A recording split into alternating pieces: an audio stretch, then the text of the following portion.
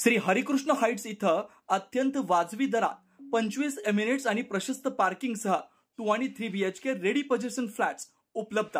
बुकिंगसाठी संपर्क पार्श्वनाथ प्रोजेक्ट 9090 78 78 33।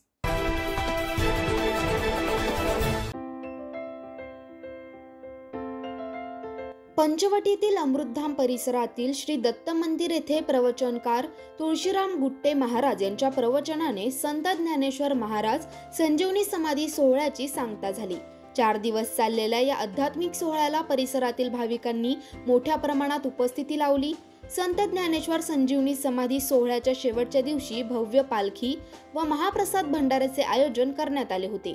सोमवारी सकाळी प्रथम पूजा व आरती केल्यानंतर संत ज्ञानेश्वरांची पालखी मंदिर परिसरातून भक्तिमय वातावरणात काढण्यात आली।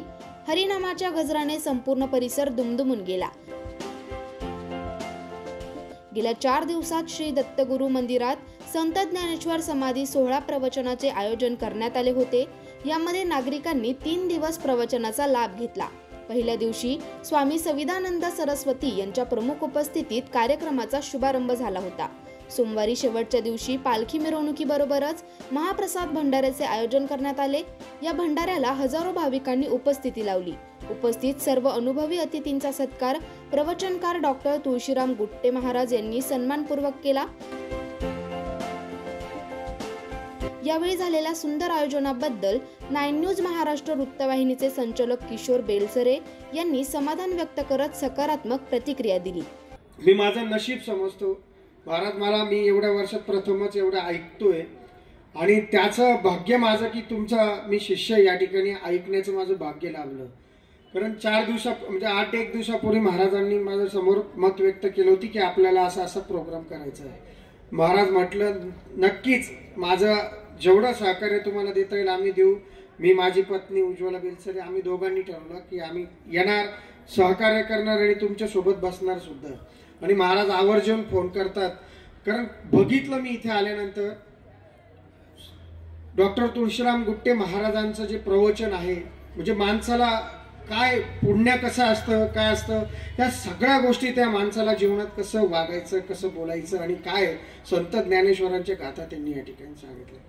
परंतु महत्वाचं म्हणजे माझ्या घरात माझी महाराज परंपरा आहे की माझ्या घरात संत ज्ञानेश्वर माऊलीची 50 वर्षापासून दिंडी येते।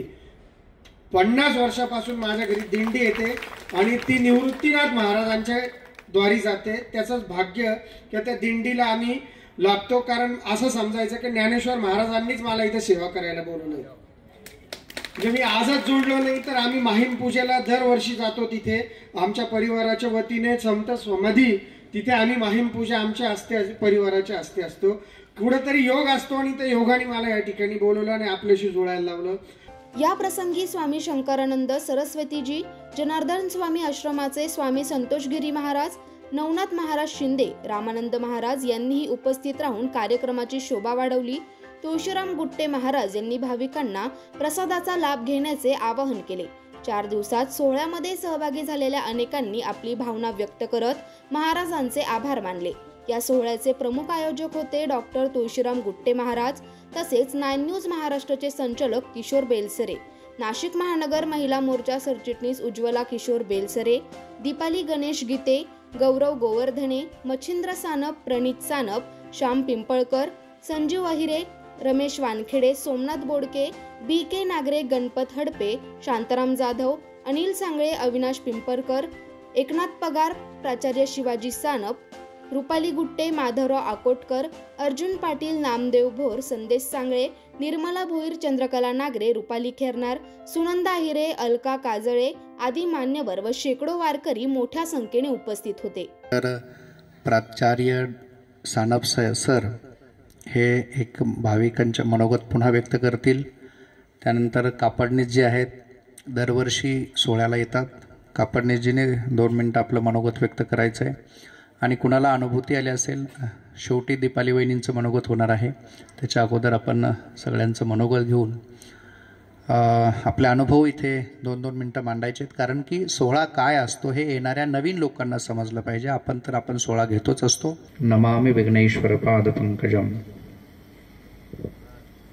संत श्रेष्ठ ज्ञानेश्वर महाराज यांच्या संजीवन समाधी सोहळ्याला 729 वर्ष की अंगावर रोमांच उभे राहतात. देवी देवता सगळे येतात. ज्ञानेश्वर महाराज कृपा राहावी. स्वामीजी इथे आले त्याबद्दल तर स्वामीजींचा महिमा सगळ्यांना अवगत आहे. आणि मी तुम्हाला सांगितलं इतक्या वर्ष मानस सरोवर आपल्याला एक दिवस थंडीने जमत नाही. स्वामीजी काहीच नसतं अंगावर, असेच जातात. मी अनेक वेळेला बघत असतो. असा त्यांचा महिमा आहे. कारण संताचा तो महिमा संतची जाणती. कारण संतांचा महिमा संत जाणू शकतात. बहु दुधाड झाली जली म्हैस गाय, परी कामधेनु होईल का. खूप पुष्कळ दूध देणारी म्हैस काय आहे, पण ती कामधेनु होऊ शकत नाही. तसं आपण संत महात्म्य होऊ शकत नाहीत. आपण श्रवण करणारे श्रोते आहोत. म्हणून स्वामीजींचं आपल्याला आशीर्वचन घ्यायचंय. मी स्वामीजींच्या सदैव ऋणामध्ये राहील. संतांच्या पायरीचे आपण खूप आनंदात आहोत.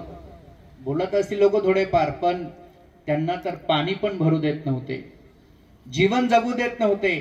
आणि देव कृपा करेल त्र्यंबकेश्वर भगवान म्हणून आई वडील इकडे घेऊन आले होते त्यांना. कमीत कमी त्र्यंबकेश्वराची कृपा आपल्यावर होईल.